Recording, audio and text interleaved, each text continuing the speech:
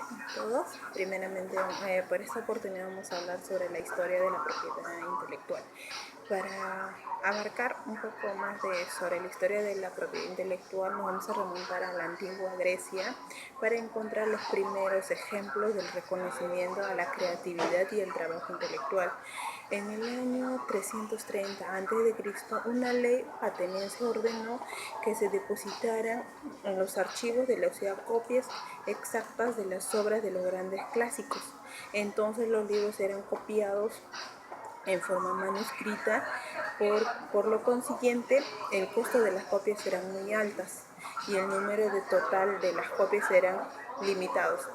Este hecho, sumado a la escasez de personas capacitadas para leer y en condiciones de poder adquirirlas, determinó el nacimiento de un interés jurídico específico para proteger. La imprenta, inventada por Gutenberg a mediados del siglo XV, y el descubrimiento del grabado produce transformaciones radicales en el mundo. Con la imprenta aumentó la producción y reproducción de los libros en grandes cantidades y a bajo costo, porque la imprenta ya era más fácil, digamos, tenía la facilidad de reproducir más manuscritos, ¿no? La posibilidad de utilizar las obras se independiza a la persona de un autor, o sea, de la persona de su autor. Nace entonces la necesidad de regular el derecho de reproducción de las obras, aunque llevaría varios siglos más delimitar los caracteres actuales. Primero apareció bajo la forma de privilegios.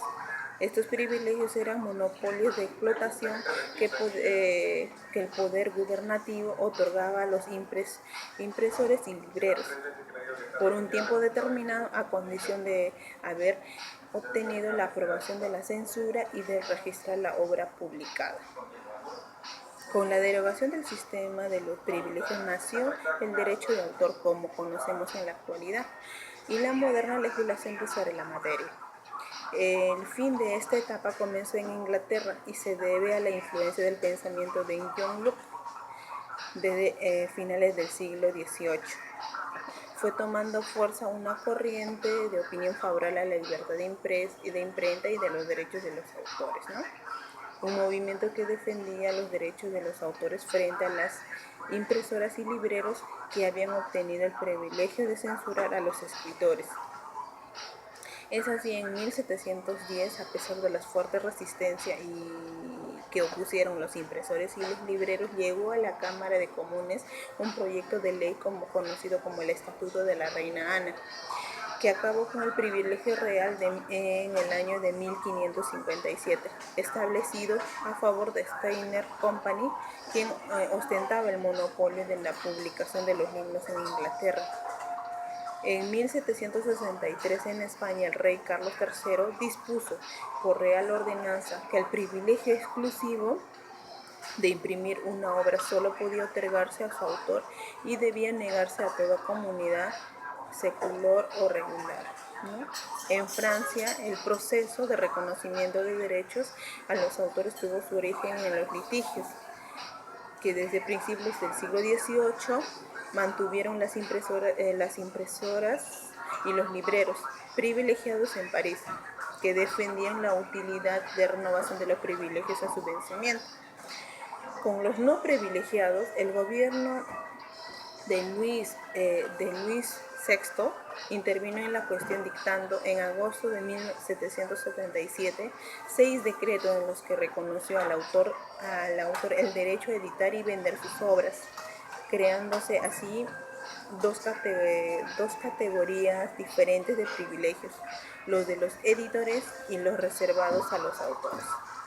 El reconocimiento del derecho individual del autor a la protección de su obra se afianza a finales del siglo XVIII a través de la legislación que se dicta en los Estados Unidos de América y también en Francia. Las dos naciones modernas. Posteriormente a este siglo, muchos países incluyeron en sus constituciones nacionales los derechos de autor entre los derechos fundamentales del individuo, como en el Perú, que está regulado en nuestra Constitución Política del Perú de 1993.